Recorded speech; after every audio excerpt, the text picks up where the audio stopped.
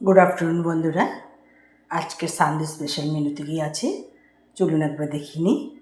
एखन भात हयेछे, सादा भात, उচ্ছে भाजा, आलू भाजा, कुमड़ो भाजा, पटल भाजा, आमड़ा दिये टक डाल, चिंगड़ी माछेर मालाइकारी, टैंगरा माछेर झाल, आलू दिये मागुर माछेर झोल, शशा दिए चिंगड़ी माछेर तरकारी, धोकार डालना हয়েছে।